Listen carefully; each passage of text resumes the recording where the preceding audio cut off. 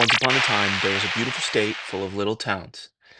Each town had its own mayor, its own rules, and its own very proud people. They called it home rule. Richville had big houses and fancy schools. Down the road, Poorburg had small houses and leaky roofs. Poorburg had higher property taxes, but somehow Richville always got more. You see, Richville and Poorburg weren't separate worlds, but their governments acted like rival kingdoms. One day, Richville's mayor had a great idea on how he could serve the interests of his residents. What if we made sure every house built in Richville was at least as big as a castle? That way, only the rich can afford to live here, tax rates stay low, schools well funded, and property value stays high, he said.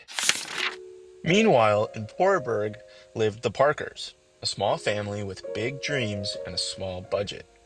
Every morning, little Emma looked across the town line at Richville Elementary. Shiny swings, an art room, even the library smelled like possibility. Can I go there? She asked her parents. Her dad sighed. We asked, honey, but the school said no, because we don't live in Richville.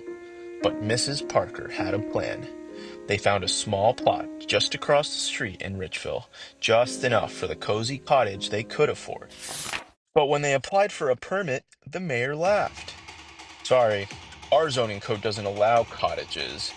Minimum lot size, one castle. If you can't build a castle, you can't build at all. So the Parkers went home, back to cracked sidewalks, crowded classrooms, and a property tax bill twice as high as Richville's. But the Parkers didn't give up. They marched to court to demand a fair shot at living in Richville. The judge agreed that the rules were unfair, but shrugged and said, well, this is a home rule state. Towns can do what they want unless the state says otherwise. But the Parkers argued, Richville's rules may look local, but they hurt people outside of Richville. Our state's constitution says towns can only make truly local laws, and keeping families out isn't local at all. The judge listened. He frowned. Then he said, yeah, but zoning is traditionally a local issue. Richville may do as it pleases, so the Parkers lost. So the Parkers went to the Capitol to plead with the legislature. If every town can do it as it likes, they said, who will look after all of us? The legislators nodded. They agreed with the patchwork of rules being unfair. Some said, maybe towns just have too much power.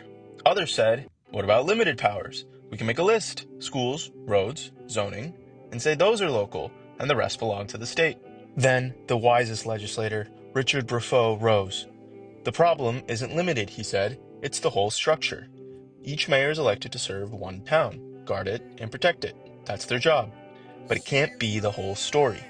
Only the state is chosen by all the people. Only we are charged with caring for the whole map.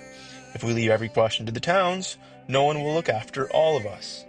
The chamber fell silent, and for the first time, the legislators saw that the power to care for everyone had been theirs all along.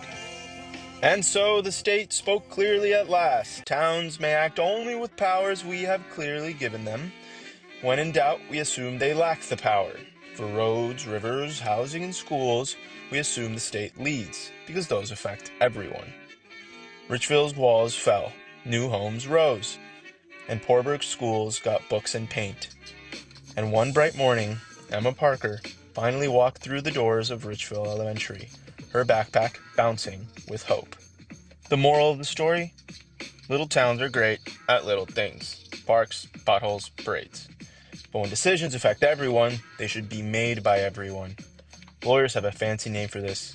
It's Dillon's Rule. It says localities can only do what the state clearly allows. That keeps the rules simple. All local rules must be clearly authorized by everyone else. And this is how we make sure one town's freedom doesn't become another's fence.